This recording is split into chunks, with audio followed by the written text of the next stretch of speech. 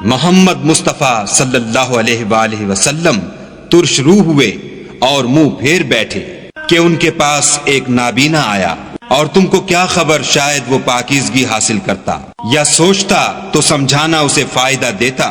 جو پرواہ نہیں کرتا اس کی طرف تو تم توجہ کرتے ہو، حالانکہ اگر وہ نہ سنورے تو تم پر کچھ الزام نہیں، اور جو تمہارے پاس دوڑتا ہوا آیا اور خدا سے ڈرتا ہے اس سے تم بے رخی کرتے ہو۔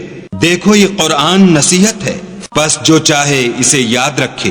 قابل ادب ورقوں میں لکھا ہوا جو بلند مقام پر رکھے ہوئے اور پاک ہیں، ایسے لکھنے والوں کے ہاتھوں میں جو سردار اور نیکوکار ہیں۔ انسان ہلاک ہو جائے کیسا ناشکرا ہے۔ اسے خدا نے کس چیز سے بنایا؟ نطفے سے بنایا، پھر اس کا اندازہ مقرر کیا، پھر اس کے لیے رستہ آسان کر دیا، پھر اس کو موت دی، پھر قبر میں دفن کرایا، پھر جب چاہے گا اسے اٹھا کھڑا کرے گا۔ کچھ شک نہیں کہ خدا نے اسے جو حکم دیا اس نے اس پر عمل نہ کیا۔ تو انسان کو چاہیے کہ اپنے کھانے کی طرف نظر کرے۔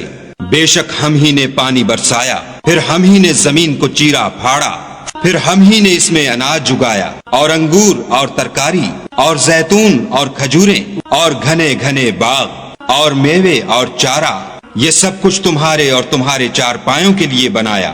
تو جب قیامت کا غل مچے گا اس دن آدمی اپنے بھائی سے دور بھاگے گا، اور اپنی ماں اور اپنے باپ سے، اور اپنی بیوی اور اپنے بیٹے سے۔ ہر شخص اس روز ایک فکر میں ہوگا جو اسے مصروفیت کے لیے بس کرے گا۔